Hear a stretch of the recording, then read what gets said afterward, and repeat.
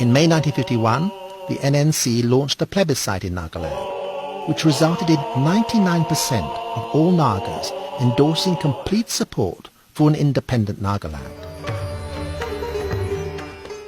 The issue of Naga independence and the verdict of the Naga plebiscite was put to the then first Prime Minister of India, Jawaharlal Nehru, in Delhi on March the 11th, 1952.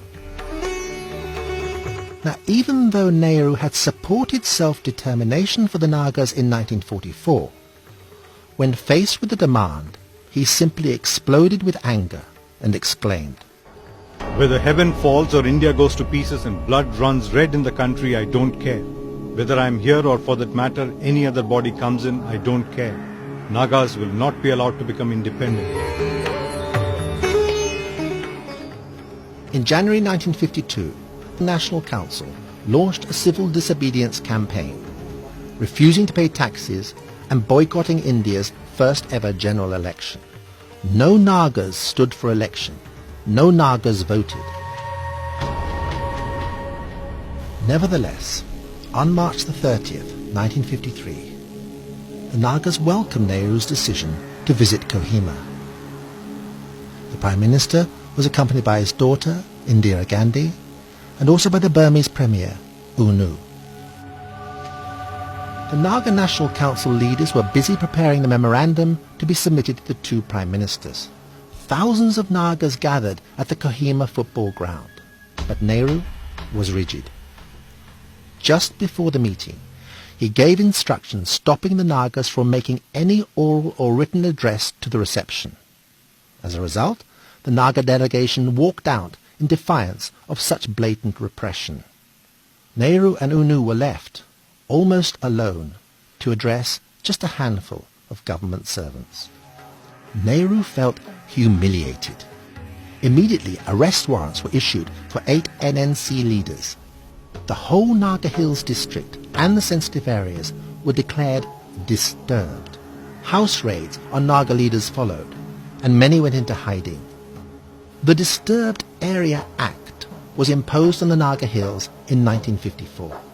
Nagaland, in effect, fell under the cloud of martial law.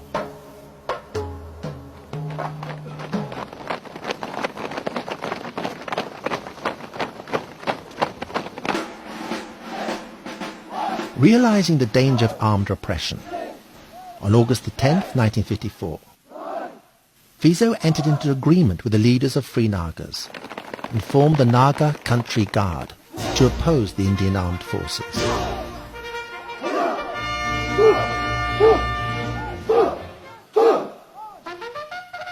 The first armed resistance group was born.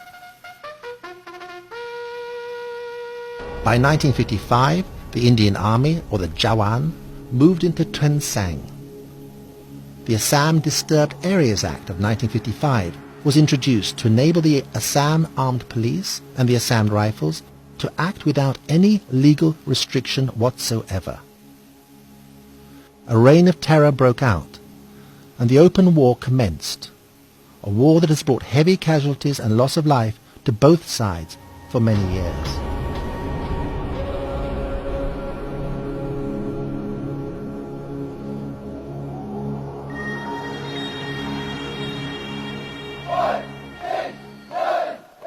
On the 22nd of March 1956, the Naga National Council inaugurated its federal government of Nagaland, known as the FGN, an armed opposition movement, and amalgamated with the Naga Home Guard, soon to be known as the Naga Army. In 1956, the fighting intensified between the Indian security forces and the Naga resistance. Churches were burned, villages razed, aircraft were used to bomb and harass the Nagas. Women were raped, and they continue to be molested. Even places of worship were not spared from the violations. Bible Hill, for example, a Christian mission center in Fort Kohima, was occupied by units of the 14th Assam Rifles. They burnt the Reverend Palesto Chase, the head of the center, to death. And between 1954 and 1964, innocent villagers were arrested, and confined in Indian jails and concentration camps. Many died, others were simply mutilated.